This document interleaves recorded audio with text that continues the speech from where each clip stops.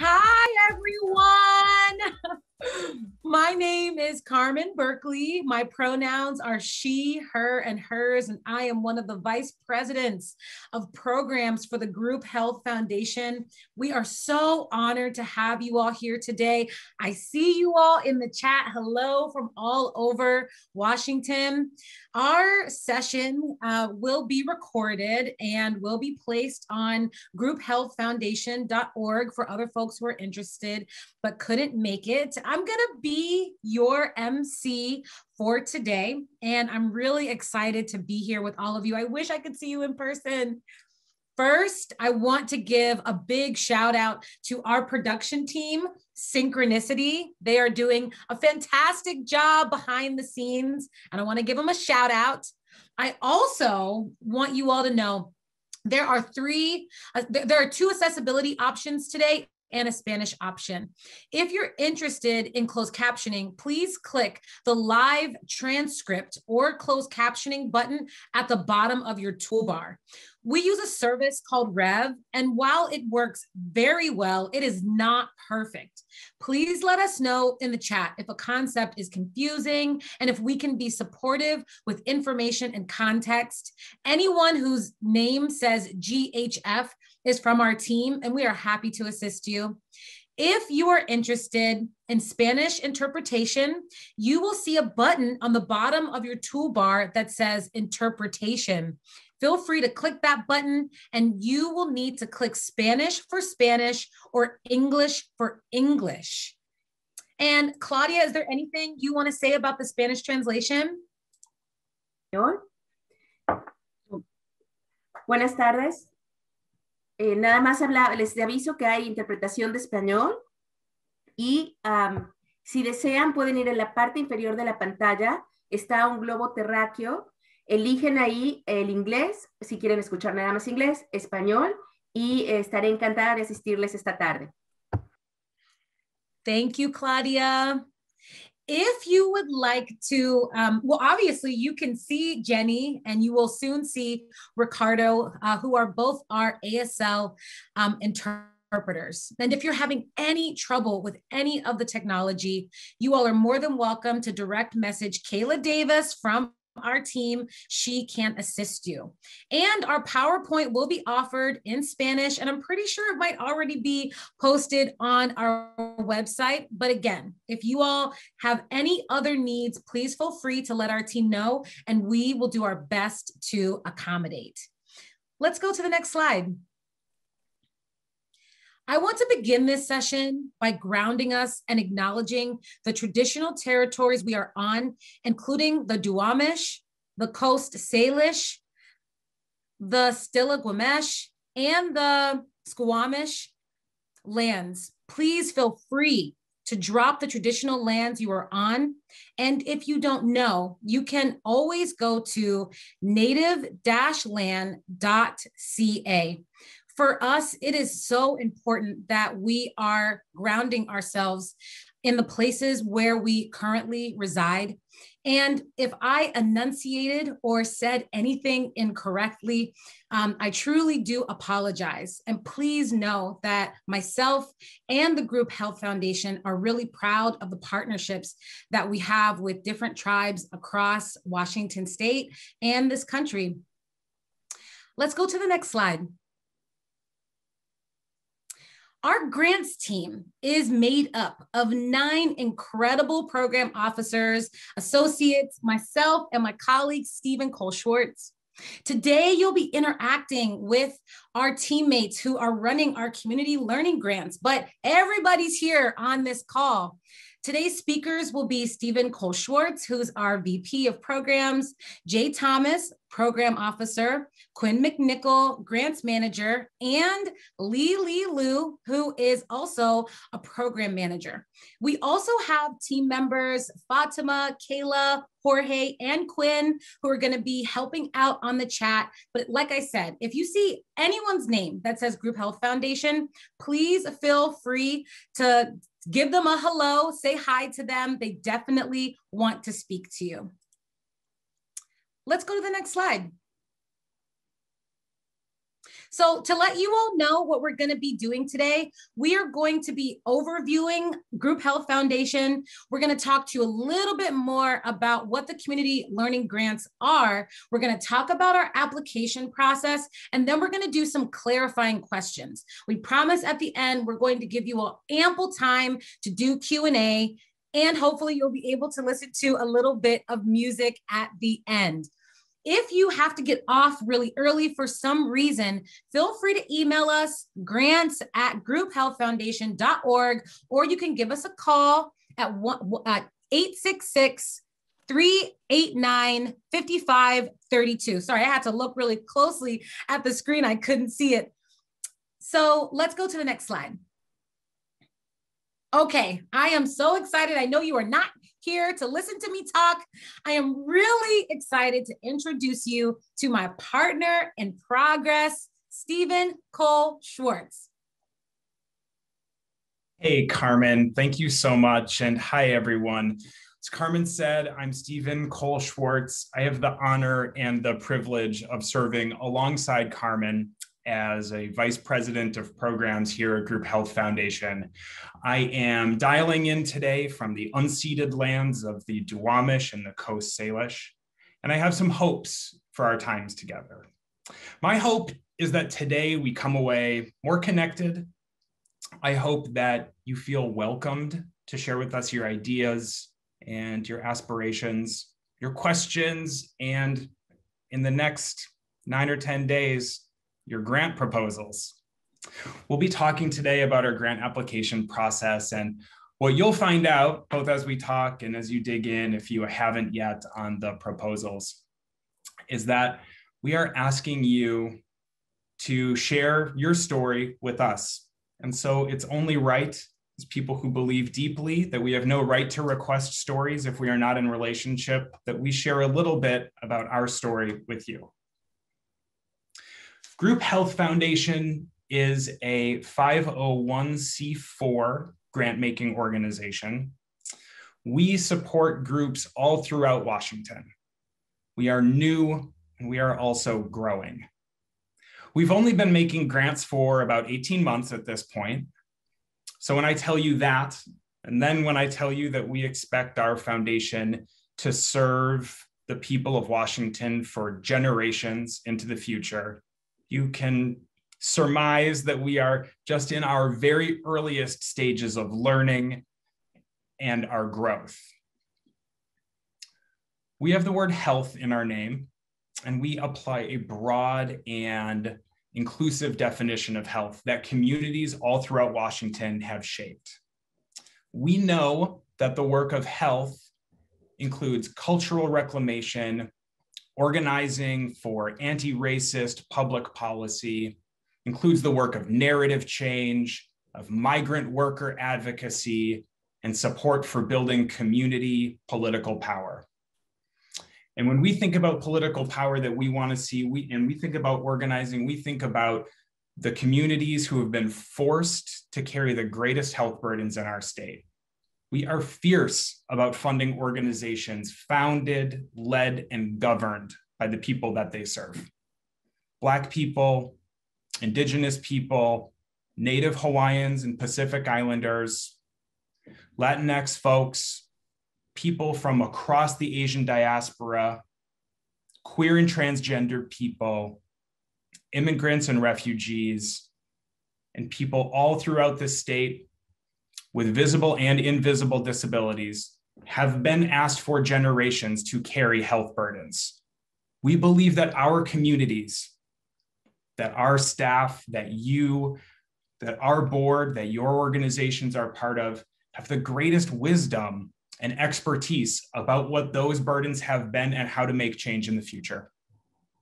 At Group Health Foundation, we make grants that support organizations who reflect a commitment to those communities. Rather than funding organizations who do 2 and 4 people, we are big believers in supporting organizations that work with and among communities. Since we started our work, about 80% of our grants have gone to people of color-led and culturally specific organizations. and almost all of our grants are made with minimal or no restrictions. We are excited to continue our community learning grants program and continue to support similarly situated organizations who are teaching us what equity means for you. We are making these grants with this open call for proposals because we think there are hundreds of organizations led by disabled people, people of color, queer and transgender people from tribal lands, small towns, and unincorporated areas, among other places all throughout Washington, who we have yet to meet. We take our work as a statewide organization really seriously. We've made grants in all of Washington's 39 counties, and we know that there are so many places we have yet to visit and so many more leaders we have yet to connect with. Grants are how we learn about who we are and also who we are becoming. Every application we receive, whether we are able to fund it this year or whether we fund it in a future year, informs all of our work, informs our learning, and it informs who we are becoming. Today, I hope you get your good questions answered, and so you can determine by what you learn how you want to tell your story in a grant application, because we are really looking forward to meeting you and holding your story with humility. Thanks for having me, Carmen. Thank you, Stephen. Okay, so Stephen, I know at the end you're going to be coming back so that you can answer lots of questions from folks who are on this Zoom. And I want to encourage folks to definitely throw your questions into the chat if you have them. We might answer them, but feel free to throw them into the chat. I am so excited to introduce you to one of our incredible program officers who is going to talk to you about the community learning grants criteria and why and how we make them. Please welcome Jay Thomas. Hello, thank you, Carmen. Very much appreciated. Great to see all of you this afternoon with us. So now we're going to walk through grant making goals for Group L Foundation and the funding criteria that we will use to award those grants. First is connection. So in conversations that we've had with many of our grant recipients, we've learned that communities know what they need. They have the knowledge, the experience, and solutions to pursue health equity as they define it. So we want to help the organizations that we fund to center their work and community priorities in the experiences of the families and the communities that you serve. While collaborations and partnerships are certainly not a requirement for receiving funding from us, we do want to support those organizations seeking to partner with other agencies and leaders to foster community well-being. Next, resources. So in addition to connection, we want organizations to have greater access to flexible funding to pursue strategic goals and objectives, which lead to increased autonomy, freedom, and ability to sustain change. Through our community learning grants, we will commit $15 million in the form of 3-year grants to between 70 and 80 organizations or fiscally sponsored projects working in Washington and along its borders to advance health equity. Third is capacity. Another goal of grant making at GHF is capacity building. Multi-year commitments allow organizations working in communities that are facing inequities and historic systemic oppressions to focus on restoration and healing over time. Our hope is that general operating support will enable grant recipients to effectively balance meeting immediate needs and maintaining an imperative focus on future growth and development, including investing in infrastructure, skills, and technology. Next is wisdom. So our grants provide us, as well as grant recipients, an incredible opportunity to better understand the needs of organizations, their leaders, and their communities. By working alongside you, listening to experiences, and gathering stories of impact, we hope to learn more about the critical needs identified by those most impacted by health inequities. We hope to learn more about the efforts communities view as necessary to achieve health equity and how organizations are progressing in their work to become advocates of systems change. Next is influence. So another goal is to build power and influence. Our hope is that organizations we support will grow and establish themselves over time by increasing access to decision makers, becoming stronger voices and forces for the advancement of health equity in our communities, and building power for longer term ambitions around public policy and systems change. And last but not least, trust. So we hope the organizations that we support will build trust with one another, with the Group Health Foundation, and with people in the communities that you serve. We hope to see agencies build powerful relationships by taking risks together and gaining knowledge through action. So these are some pretty big goals, and they're not easy ones to achieve, but we are committed to them.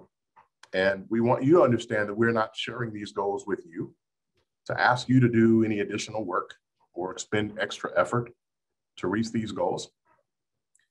We know that you all are already working hard in your communities to change systems and to change lives. We wanted to share these goals with you because they are about Group Health Foundation supporting and working alongside you, your organizations, and the communities you serve in your pursuit of health equity. Next slide, please. Thank you. So now let's review the funding criteria for community learning grants. Group Health Foundation will prioritize support for organizations and fiscally sponsored projects that have been overlooked by or have had limited access to philanthropy and institutional funders. So we're interested in work that has not yet been supported by multi-year and flexible funding, as well as organizations that have had inequitable access to philanthropy or major sources of independent non-governmental funding.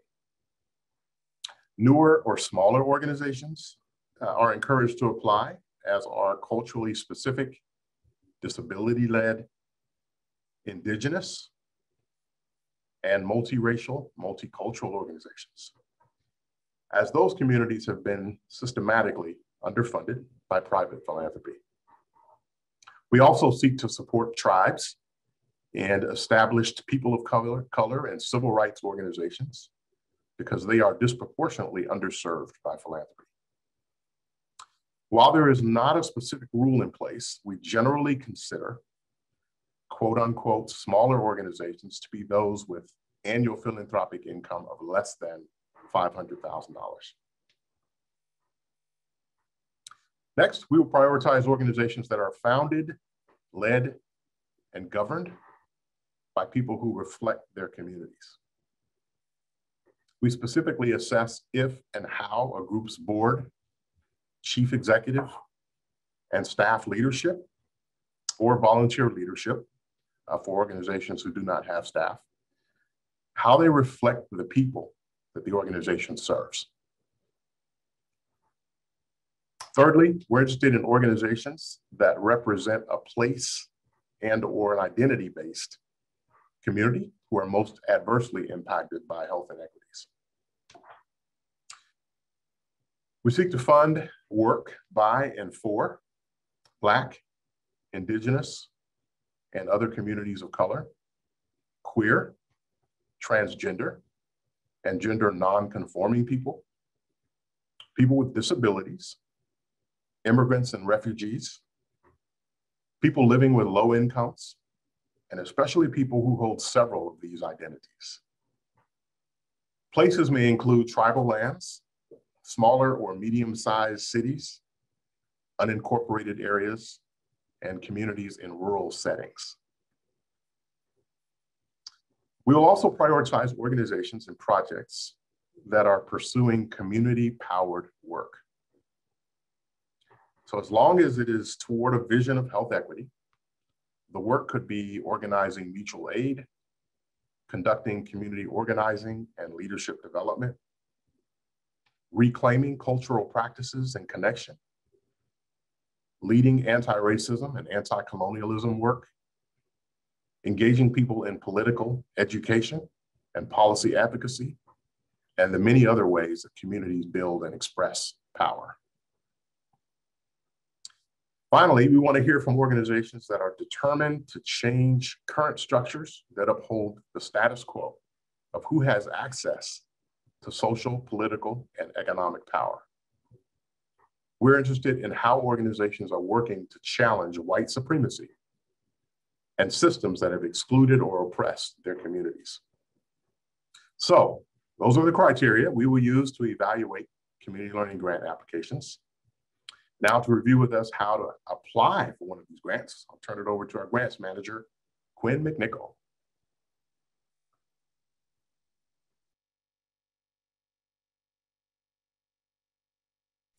We can't hear you, Quinn. Thanks, Carmen. Hi, everybody. Sorry about that. I am just here today to talk a little bit about how to actually go about submitting your application for a grant. So we have a number of ways that you can apply, and I'm just going to talk through the options today and give you some quick tips about our online application. The most direct way to submit your application is through the web form, which is available on our website.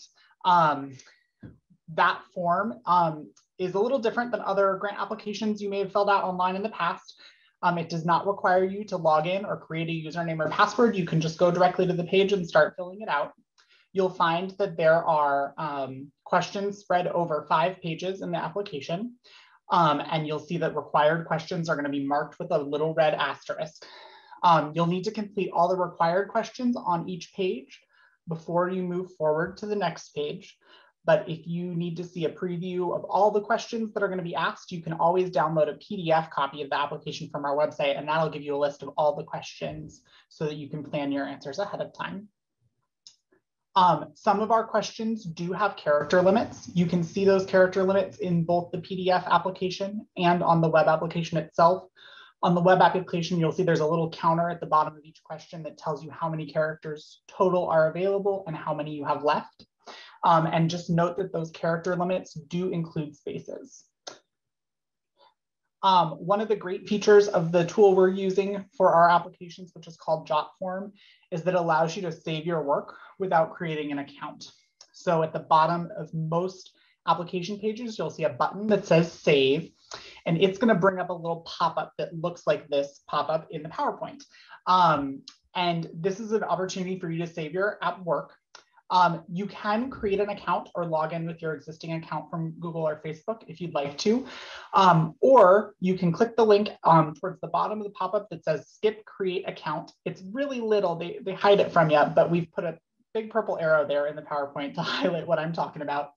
If you click there, you'll be able to just enter your email address, and the system will automatically email you a link that you can click on and return to your work later. So that is hopefully a helpful feature for folks who aren't able to complete everything in one sitting. When you're ready to submit the application, you're going to click the green submit button on the final page. You won't be able to click it unless everything required is complete, so you won't be missing any answers. When you click that button, you'll be taken to a page that lets you know that your application has been successfully received and gives you the opportunity to download a PDF copy of your application. You'll also receive an email that has that PDF attached, so you have a copy of the application for your records. If for any reason this web form doesn't work for you, we have some other options for applying. We have Word document versions of the application that are available on our website in English and Spanish and in large text. You can download those applications, complete them in Word or whatever other word processor you use, and then email them back to us. That's a totally acceptable way to apply, and we're happy to accept applications that way if that works better for you. If you need an application in a language or a format that we haven't provided, please let us know. We're happy to create those Word document applications in other languages or format them in other ways. to make sure they're accessible for folks. Just email us at grants@grouphealthfoundation.org and we'll be happy to make that happen. And if for any reason completing that Word application and emailing it back to us doesn't work for you, please let us know. We are committed to making this accessible for everyone who wants to apply. And if you get in contact with us, we can work together to find another way for you to submit your information to the foundation. So yeah, if you have any questions about any of this, please feel free to reach out to us at grants@grouphealthfoundation.org. And just as a reminder, the application is next Thursday, May 6th. And to preempt this question, which I'm sure will come, the deadline does actually close at midnight. So this form will not accept your submission after midnight. And I think I'm going to hand it back to Carmen. Thank you, Quinn. And you got some good questions in the queue. Oh, so did I? well, it's okay. Make sure you don't go anywhere because in the Q&A section, we're going to give you some rapid fire questions. Great. Thank you so much, Quinn, for teaching folks how to do the application. Okay, so I want to continue. We see your questions. We're pulling them over. We are going to answer them at the Q&A section. But I'm really excited to bring back America's favorite program officers, Jay Thomas and LiLi Liu, who are going to do some clarifying questions for the application. Good afternoon, everyone. Hi. So Jay and I get to walk through the questions you'll find or have already seen in the application.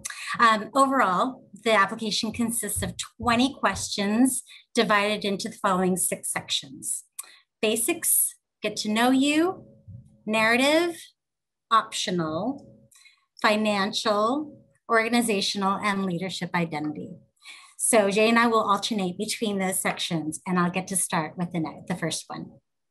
So the first thing you'll see, next slide, is that we ask for basics, and that is the tax status of your organization. We've been receiving lots of questions to clarify what we mean in terms of what eligible organizations might be able to apply for or might be able to apply for the grants.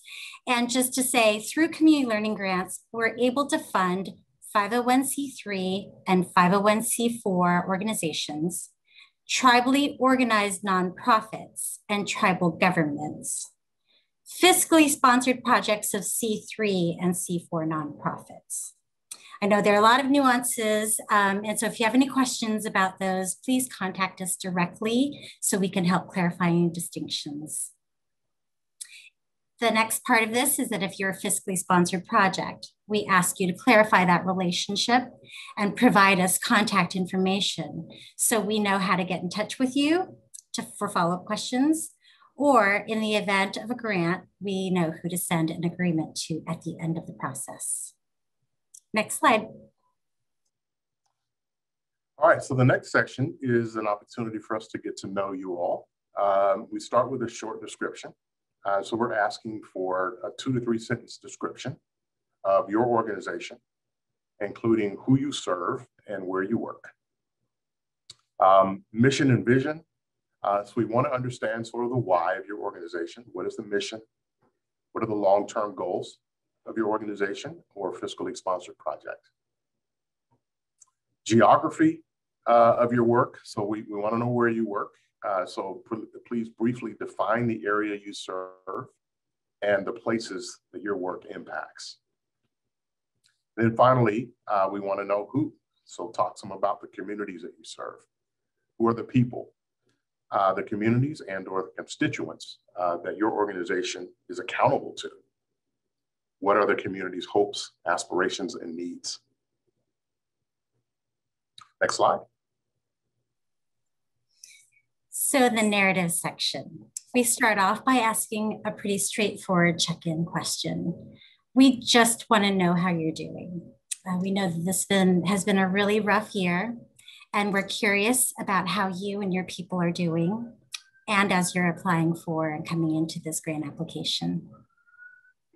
Following that question, we ask a fairly common narrative question, and that is to just please describe the work of your organization.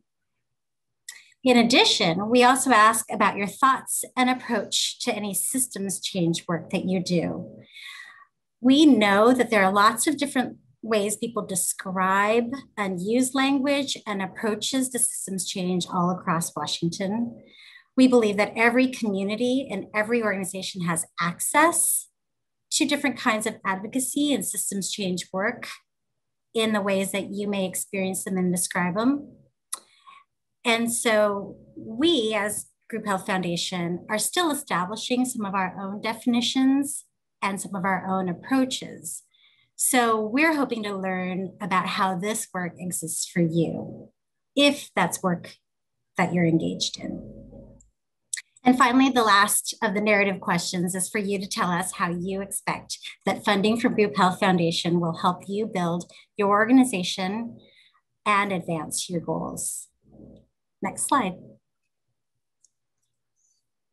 So Group Health Foundation is a learning organization. And so we've included a few optional questions to help us learn even more about you and your organizations. The first is partners. So this is getting at, do you have any especially deep or close partnerships that are critical to your organization's work and success? Who are those partnerships with, and what efforts do you share? Stories. What do you wish more people knew about the community or the communities that you serve? This is your chance to share that. Is there a story or a set of experiences you feel are important to share? Then beyond the funding request. So what other types of support beyond funding might help you and your organization to build towards your long-term goals, and why? Next slide. So the financial questions, the financial section. We ask a couple of financial questions. In our experience, funders and foundations often ask financial questions that are overly complicated. We prefer simple, straightforward information. What do you think your income is going to be this year? What do you think your expenses will be? And what do you think you'll have in the bank at the end of the year? We also ask a couple of narrative questions that invite you to tell us more about what you think your projections are for your revenues and expenses in the year ahead. So just context setting for us to understand more. Again, in our experience, this is much more helpful information than detailed budgets that funders sometimes ask for and demand that you complete in particular ways. Our hope is that we can get to know you through this practical information that you probably already have on hand about your organization or fiscally sponsored project. Next slide. We also ask for some standard attachments, your most recent tax filing for nonprofit organizations. This means your 990 form, which helps us understand the picture of where your organization has been so we can better understand where you're going. And finally, if you're a fiscally sponsored project, we're looking for an attachment of your agreement with your fiscal sponsor. This essentially confirms that everybody understands the relationship and that the fiscally sponsored project is invited to use the tax status of their fiscal sponsor. Next slide. All right. And so then to round out the application, we want to ask you some organizational and leadership identity questions. And so we will ask about your organizational and leadership identities. They include questions about where you work and who you serve, staff and leadership demographics, lived experiences and identities, and how your organization describes itself. And so to assist you in completing this portion of the application, definitions appendix is included in the application guidelines and in the community learning grant FAQs located on our website. Next slide. All right, so we're at the dates. So as some of you know, we launched the open call for proposals 3 weeks ago on April 8th. Since then, we've collected and responded to a wide range of questions that have been coming up for folks as part of our first information session on April 13th. And as folks have been reviewing our website and proposal guidelines. And just to remind everyone that we have been trying to update our FAQs, our frequently asked questions on the website, and trying to clarify some of the language on the website, especially as they have been coming in from folks that have helped us understand where we can be more clear. And now we're at the second and final information session. So the open call will conclude next Thursday, May 6th. And as Quinn may have said, this is a hard application deadline, May 6th at midnight. And so unfortunately, the last time we had an open process, we did receive late proposals that we weren't able to accept.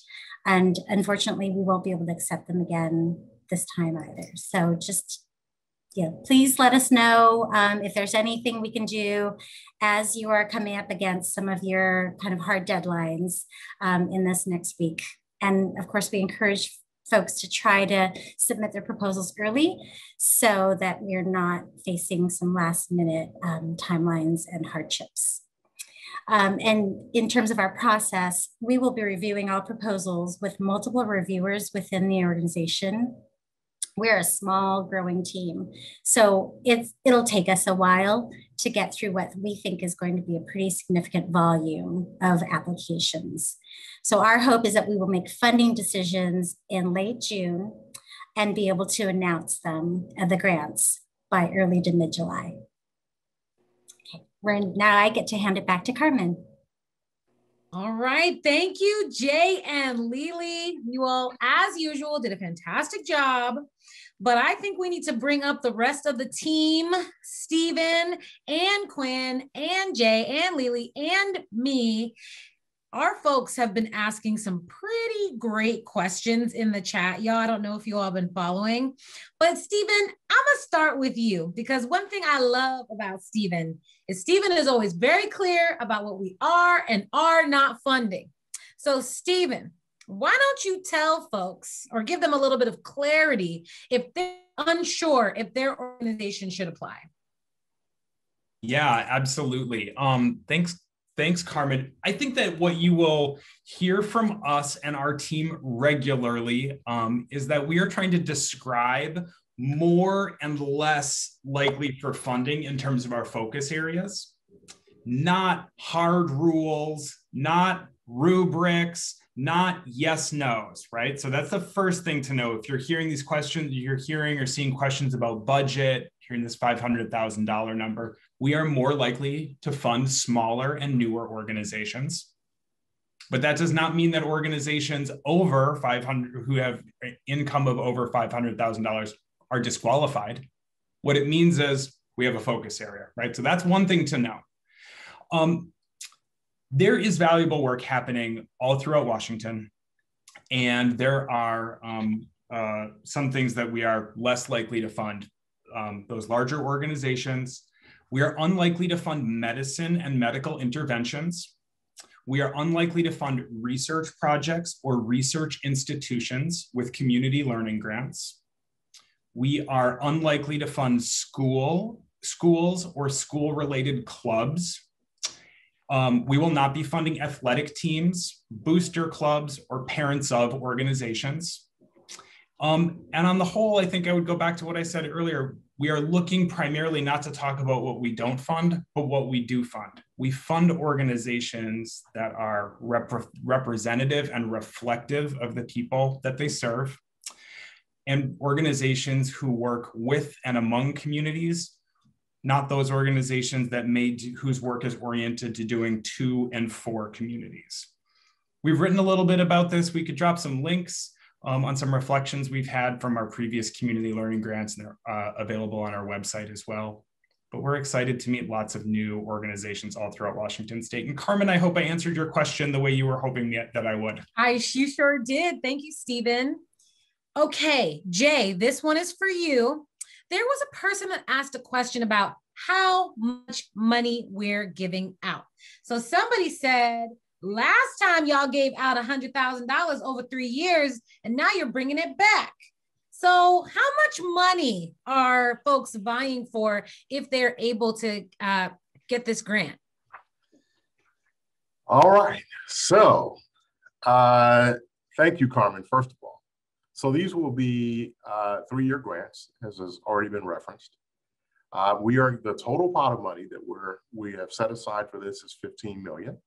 And as I mentioned, we are looking for 70 to 80 organizations.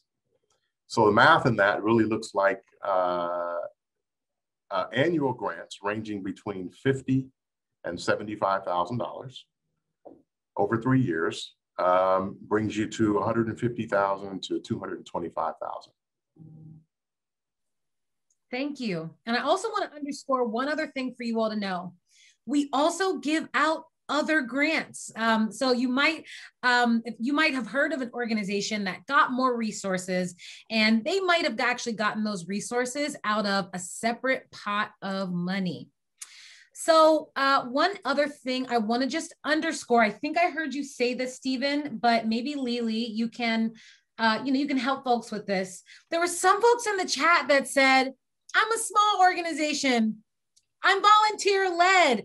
We don't have all of our ish together. Would you encourage those organizations to still apply? I will let LiLi speak to the details since LiLi is the expert here, but my answer is yes, come on. We would love to hear from you and learn about your work.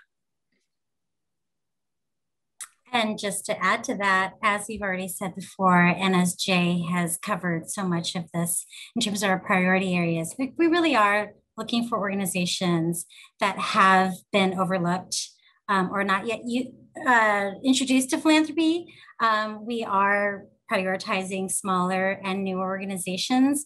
And so for those of you who, as you're going through the application, just provide as much information as you can for us. The requirements really are just that you have a tax status of either a C3 or C4, or have a fiscal sponsor as you are thinking about and providing some of those details for us. And again, we talked about being funding tribally organized nonprofits and also tribal nations as others. So if you're a small organization, just submit an application. We are interested in hearing from you. Thank you. Okay, Quinn, I have a number of questions for you. I'm going to start with this one. There was a question that was asked to us in Spanish, and I actually think this applies to more than just folks that would apply in Spanish, which is on the webpage, is the application just in Spanish or English? And when you apply, does it have to be in English? Yeah. So the web form that I talked about earlier is only available in English. The Word document version of the application is available in English and Spanish. And like I said before, we can also translate that to other languages if you need. It is not necessary to submit an application in English. You are welcome to submit an application in whatever language works for you. The thing to know about that is that we will need to translate your application into English for our staff to review it. Because we don't always have staff that speak the language, every language that folks may apply in. So we'll translate your application into English, and we're happy to share that translation with you too if you'd like to check it before we review it. But that's what the process would look like. If you want to apply in a language other than English, we do recommend you apply through the email process where you download the Word document, fill it out, and email it back to us. That way you can see the questions in your language, and we have a document that we can work on translating. And if you have any questions about that process, please feel free to email us. We are happy to help with any specific questions or situations. Okay, now I need you to clarify this. Is the application due that Wednesday going into Thursday, or is it the Thursday going into Friday? What is the day and the time on Pacific Standard that people need to apply for this application? Yes, it is due at midnight on Thursday, May 6th, which is a week from tomorrow. And it's due on Thursday night going into Friday morning, not Wednesday night going into Thursday morning. Quinn, if someone already applied and they want to pull their application back to do some edits, is there a way to do that? Yeah, we can't make your application editable, but we can remove your previous application and you can submit a new one. And if you'd like to do that, please just email us at grants@grouphealthfoundation.org and we will help you out with that.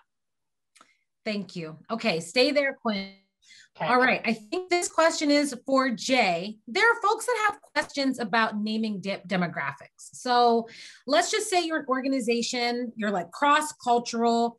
It's kind of hard to name all of the demographics that you work with. How would you tell someone to approach? And do you make a differentiation between like Black African-American folks and Black African folks? So thank you for the question. So as I mentioned earlier, Group Health Foundation is a learning organization. And so this information is about us taking the opportunity to learn from you how your organization is comprised, who works with you, who works for you. And so share with us what you have. Everyone's going to be starting at different places. And we've gotten this question a couple of times and folks said, well, we don't have the information. What do we do? I would suggest that you sort of do your own assessment, start with where you are, answer the questions that you can. I believe they're open-ended or some open-ended section where you can kind of explain some things. And just tell us what's going on. Stephen mentioned there are several things we'll be looking at when we look at the applications. And so don't feel like anything you say or won't say, will exclude you from the process. Just tell us where you are and let's start the conversation from there. Thank you, Jay. Okay, Stephen, what if you are a new 501c3 and you have not filed your taxes yet? Can you apply? If you are a new 501c3, what that tells me is you have your IRS tax determination letter. And if that is true, that is a sufficient document. You should absolutely apply. You should absolutely still inform us through the application about the current state of your financials, even if you haven't submitted your taxes yet. We will ask that you include your determination letter, and we will be checking that against the IRS records just the same way we do with all other applications we receive. Awesome. Okay, LiLi. So folks are interested in understanding if they can add things to their application. People want to give videos, stories, letters of recommendation. Why do you have character limits, LiLi? That is a great question. And thank you to whoever asked that. I'm sure many of you have that question in mind. And so we aim to make this application as easy and accessible as possible and as straightforward as possible.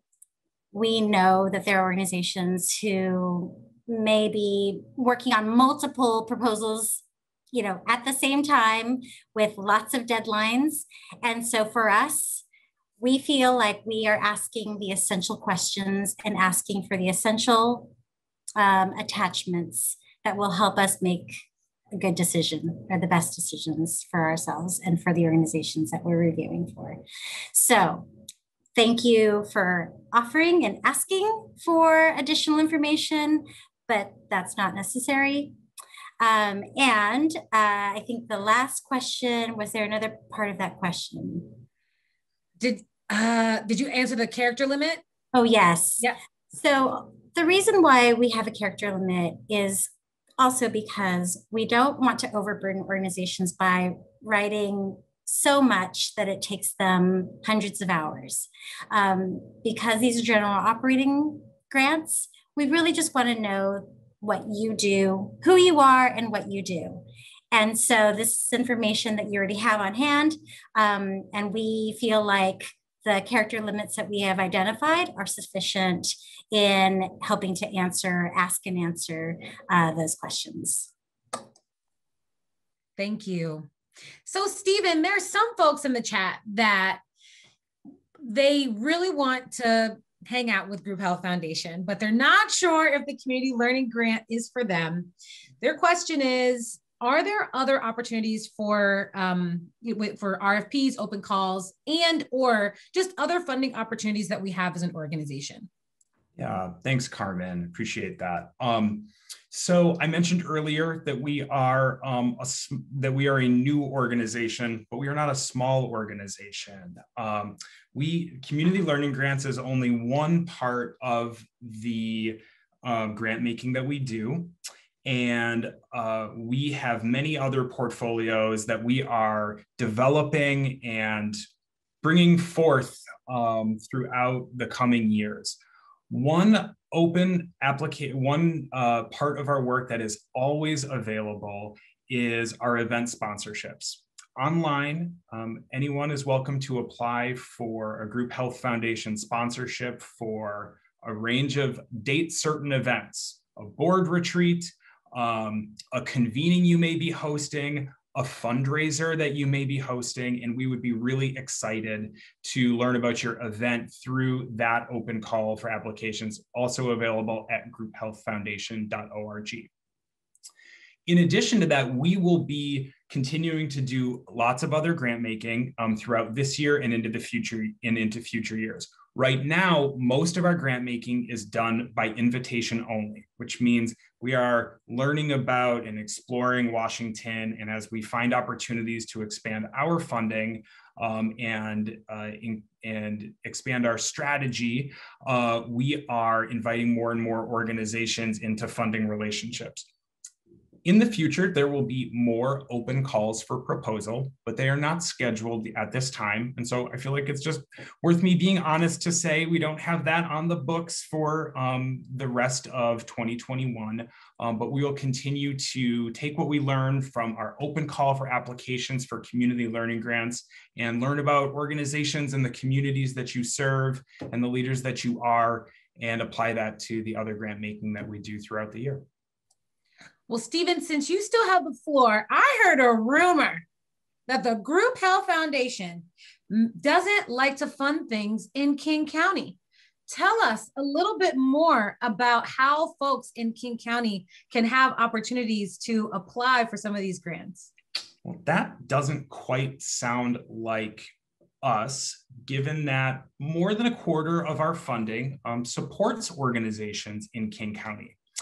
If you look at our website, Carmen, and you look at the grants lists that are published there, you will see lots of organizations supported by Group Health Foundation who are working in South King County, in Seattle, in unincorporated areas of King County, which are so often and so frequently overlooked, not just by government, but also by philanthropy. And we applied the same analysis here because I also am in King County, as we apply to every other place in the state, which is we recognize that there are people, there are places, there are institutions and organizations who have been too long overlooked, underinvested in, and not invited into long-term relationship. As we are getting started as an organization, we are taking a wide-ranging look all throughout Washington state. It is true that we are not able to support all of the nonprofits that are based in King County. And it is also true, we support a lot of organizations everywhere, and we look forward to continuing to do more of that. Thanks, Stephen. Okay, Jay, there is a question. If you are a historically white-led organization, but you've been reclaimed by BIPOC leaders, will we be able to, would we consider them? Would they move to the top of the list, to the bottom of the list? Where do they fall in the range? Great question. So as I mentioned earlier, this is a dialogue, it's a conversation. And so whatever you share with us about your organization, it gives us a chance to look through that lens when we read the rest of your application. That's essentially what that's doing for us. So if your organization has been historically white-led and you're in the process of, as you mentioned, Carmen, reclaiming, and you have a BIPOC person that's now leading things, that is good to see. And it's information that we want to know. And I would say, tell the story in wherever you can in the application. Tell us where you are in that journey, what led to it, and how you're progressing in that. I mean, that's a very important part of your story. Thank you, Jay. LiLi, so what about capital improvement projects, housing projects, or facilities? Are those something that we would fund out of community learning grants? So just to be clear, since we've said this in other ways and also on the website, as we've described, what we're likely to fund. Group Health Foundations, community learning grants are general operating support. So for those of you who have long experienced project support funding, what we are doing through Group Health Foundation is to provide core support to your operations, not to projects. So that's why we're interested in who you are and what you do as an organization, what your broader goals and aspirations, your hopes and dreams are as an organization. Of course, as part of the description and the narrative about what you do, we're interested in hearing about, what your projects are, what you do.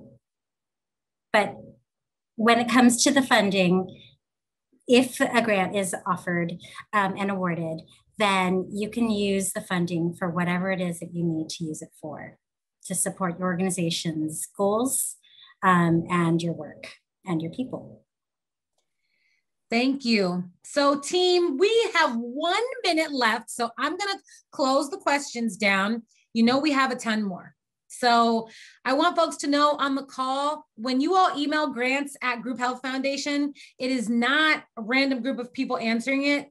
It's these folks right here and our folks that are on the chat. So if we did not answer your question, we will do our due diligence to try to answer them. Please feel free to go into to our website to see our FAQs and make sure that a lot of these questions, especially questions about fiscally sponsored organizations, how much money your organization should and can have, they actually might be answered on the website. So take a look at that. But our team wants to give a big, huge thank you. If we were in person, we would be trying to eat and drink with you and have fun and play Beyonce, but this is the best way that we can continue to build our relationship. So thank you all so much. We're so excited to continue to build with you all over the next year, and we hope you have a wonderful day. See you soon.